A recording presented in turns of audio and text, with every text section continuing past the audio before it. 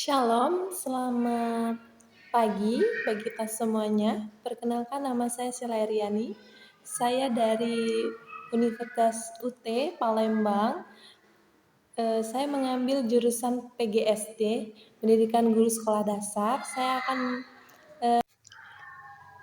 Pada saat ini saya akan melanjutkan tugas yang kedua mengenai penjelasan tentang pertumbuhan, perkembangan, dan perkembangbiakan makhluk hidup yang merupakan ciri-ciri dari makhluk hidup itu sendiri. Nah, yang pertama kita akan membahas mengenai pertumbuhan. Nah, berbicara mengenai pertumbuhan ini, pertumbuhan adalah proses bertambahnya ukuran atau volume, massa, dan juga tinggi. Jadi tingginya suatu makhluk hidup yang bersifat secara permanen dan tidak dapat kembali lagi seperti semula. Jadi pertumbuhan itu merupakan proses bertumbuhnya ukuran sesuatu yang makhluk hidup itu sendiri ya Bapak Ibu, dan dia tidak bisa lagi kembali ke semula. Jadi seperti contohnya tumbuhan yang kita tanam, kemudian dia akan tumbuh lama-kelamaan akan menjadi besar dan besar. Nah, itu adalah merupakan suatu pengertian dari pertumbuhan itu sendiri, Bapak Ibu. Jadi tumbuhan yang sudah besar itu tidak bisa lagi kembali seperti semula lagi menjadi bibit. Nah, itu adalah merupakan contoh dari pertumbuhan itu sendiri. Dan ciri-cirinya yang pertama terjadi penambahan tinggi, berat, dan ukuran tubuh. Dan kedua, tumbuhan itu bersifat kuantitatif, bisa diukur dengan angka. Dan yang ketiga, irreversible.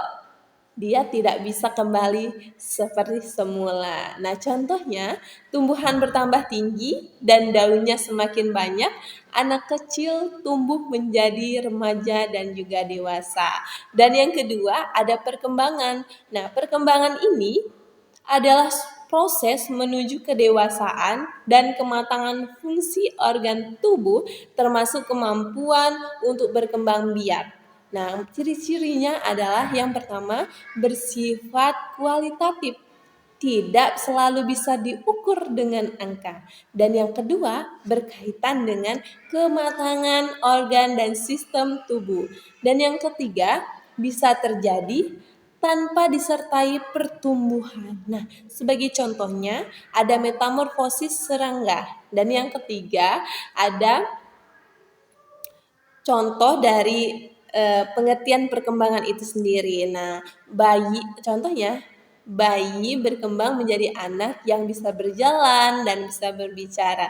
Berbicara tentang contoh dari perkembangan ini, ketika bayi yang baru lahir itu pasti memiliki suatu perkembangan ya Bapak Ibu, dari dia lahir, dari dia kecil, kemudian dia berkembang belajar untuk berjalan dan juga dia akan remaja, kemudian dewasa. Nah, begitu juga dengan pertumbuhan tumbuh kembang atau perkembangan yang ada di ciri-ciri makhluk hidup sendiri. Nah, yang kedua contohnya ulat berubah menjadi kepompong, lalu menjadi kupu-kupu dewasa. Nah, ini juga merupakan contoh dari perkembangan.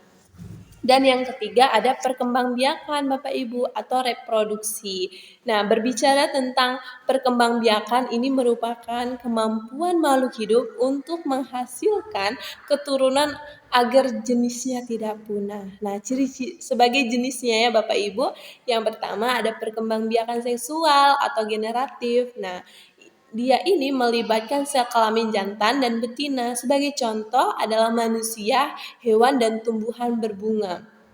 Kemudian yang kedua ada perkembangbiakan aseksual atau vegetatif. Nah, aseksual atau vegetatif ini sebagai ciri-cirinya dia tidak terlibat di sel kelamin Bapak Ibu dan juga terjadi tanpa pembuahan.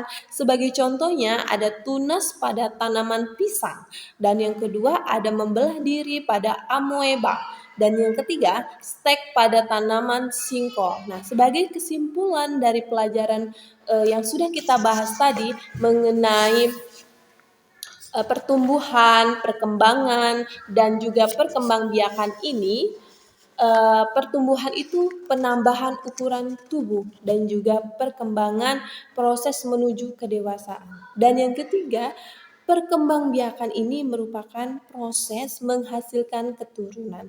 Jadi semua proses ini adalah ciri-ciri yang khas ya Bapak Ibu dari makhluk hidup untuk mempertahankan kelangsungan hidup dan jenisnya.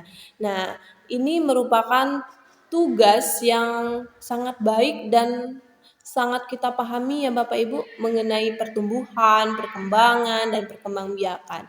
Jadi ketika kita sudah mengetahuinya, alangkah baiknya kita melakukan dan mencintai tumbuhan yang ada di sekitar kita. Terima kasih.